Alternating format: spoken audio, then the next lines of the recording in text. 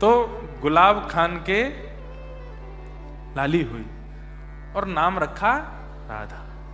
छोटी सी लाली को लेके जाते थे मंदिर में, श्री जी के मंदिर में सारंगी बजाते, वो नाचती, और उसको देख करके सब गुसाई जन हमारे बरसाने के सब कहते, अरे गुलाब तू रोज लाए कल लाली, देख ऐसी ठुमक ठुमक करके नृत्य करे पूरे मंदिर में, कैसी बढ़िया लगे। धीरे धीरे बड़ी हुई। अच्छा, एक घटना हुई थी कि जब इनके लाली हुई तो बालिका को जन्म देते ही इनकी पत्नी पधार गई थी, तो घर में कोई नहीं था, केवल एक बेटी और गुलाब खान। धीरे धीरे वो लाली बड़ी हुई, जब उम्र उसकी 18-19 वर्ष की हो गई तो फिर सब गुसाइयों कहते थे, गुलाब खान आके कोने में बैठ के सारंगी बजाते थे श्री जी के मंदिर में, समाज में उन्हीं से कुछ प्रसाद मिलता, कभी दक्षिणा भी मिल जाती, उसी से घर चलता था उनका। तो सब गुसाई लोग बोले कि अरे गुलाब, अब लाली बड़ी है गई या को ब्याह कर दे। हाँ गुसाई जी करूंगा, बस लाडली जी कृपा करें कर दूंगा। बोले अब कर दे, अब ठीक है उम्र है गई अब कर दे। लेकिन गुलाब खान चाहते तो मैं ब्याह करना, लेकिन बस ये सोच के रुक जाते हैं कि ये चली गई तो मैं क्या करूंगा, फिर मैं कैसे रहूंगा। लेकिन कर्तव्य है हर पिता का, पुत्री का ब्याह तो करना पड़ता है। एक योग मौलवी जी का बेटा ढूंढ करके ब्याह कर दिया।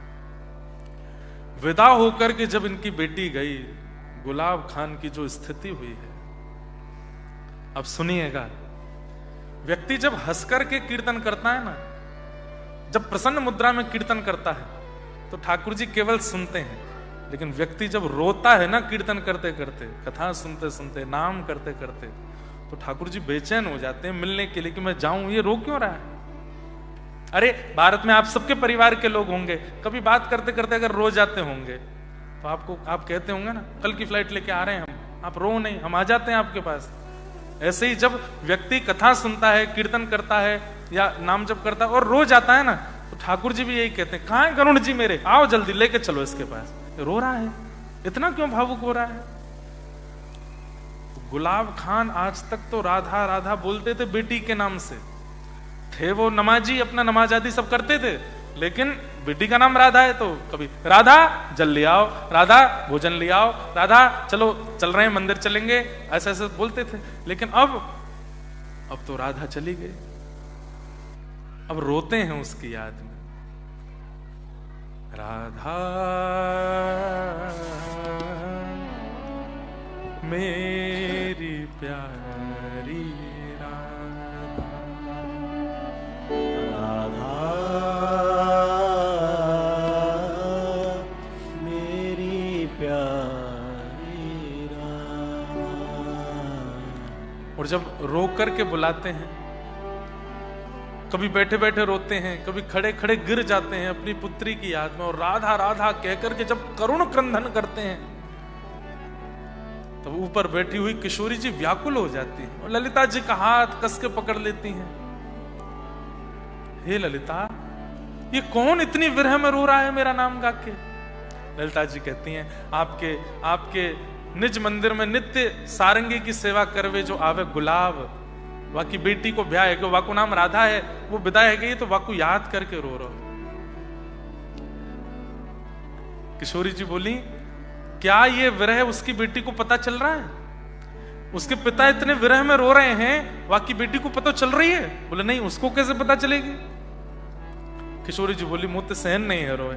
ललिता, मैं जाऊं आपके पास? नहीं नहीं श्यामा जी, आप क्यों जाएंगे? ना ना, मुझे सहन नहीं है रो, मैं जा रही हूं। और गुलाब की बेटी का रूप धारण करके किशोरी जी आ गई, और आकर के जैसे ही द्वार पर खड़ी हुई, अपनी पुत्री को देख करके दौड़ करके गुलाब ने हृदय से लगा लिया। अरे वो तो साक्षात स्वामिनी जी आई हैं, किशोरी जी आई हैं। अरे राधा, तू मुझको छोड़ के मत जावे, चल तू यहीं आ जा। मेरी मती मर गई, तेरो ब्याह कर दियो। मैंने यूं तो सोची ना कि मैं तेरे बगैर कैसे रहूंगा। वैसे लाली, तू भी मेरे बगैर तो रहना पा रही ना? हाँ पिताजी, मैं भी नहीं रह पा रही। अब तू एक काम कर, यहीं रह जा, तू मेरे पास ही रह जा। मैं तेरे ससुराल में जाके कह दूंगा कि मोह ना करनो ब्याह, मेरी लाली तो मेरे पास रहेगी। तब किशोरी जी समझा रही हैं, पिताजी ऐसे अच्छा ना लगे, पूरे समाज में बात फैल जाएगी, कितनी गलत भावना है जाएगी। वैसे ही सब आपकी प्रजाति जाति के लोग आपसे नाराज रहे क्योंकि आप मंदिर में जाके सेवा करें। अब ये काम भी करोगे तो सब और नाराज रुष्ट रह जाएंगे, दुश्मनी बढ़ेगी। आप ऐसे मत करो लाली, मैं तो तेरे बगैर रह ना पाऊं, वाह को कहां निधान करूं, काऊ देना प्राण चले जाएंगे मेरे। तो श्री किशोरी जी बोली, पिताजी मैं आपको वचन देके जा रही हूं, जब थोड़ी थोड़ी याद आवे तब तो मैं एक सहेली हूं, लेकिन जब बहुत जोर की याद आवे ना तो भुजा उठा करके मेरा नाम बोलियो, राधा राधा राधा, मैं तुरंत आ जाऊंगी आपके पास। और ऐसा कहकर के किशोरी जी वहां से चली गई। अब गुलाब खान को जब थोड़ी बहुत याद आती तब तो सह लेते, लेकिन जब बहुत तीव्र याद आती, कभी अर्धरात्रि में आती, कभी दोपहर में आ जाती, तो बुलाते भुजा उठा करके, अरे लाली राधा, मुझको बहुत जोर से याद आ रही है, तू जल्दी आ जा। किशोरी जी मंदिर से दौड़ करके आती है उनके पास, बुला रहे। इसलिए ध्रुवदास जी कह रहे हैं सहज स्वभाव। इतना सहज कौन होता है, इतना सरल कौन होता है? सहज स्वभाव पर नवल किशोरी जो को, सहज स्वभाव पर नवल किशोरी जो को, मृदुता दयालुता कृपालुता की राशि है, मृदुता दयालुता कृपालुता की राशि। एक दिन ललिता विशाखा जी बोली, हे श्यामा जी ये रोज बुलावे आपको, आप रोज चली जावे यहाँ के पास। किशोरी जी बोली, मोह को तो सुख मिले जावे में, मोह को कष्ट ना है होवे। हे श्यामा जी हमको तो पीड़ा हुए, आप बीच में चली जामे और यहाँ रास की भूमिका रहे, कभी निकुंज में बैठे हैं, कभी कुंज में श्री श्याम सुंदर आए हो में, और तभी ये गुलाब बुलावे आप दौड़ के चली जामे। अब यहाँ को निधान करो, ऐसे रोज रोज नहीं जाओगी।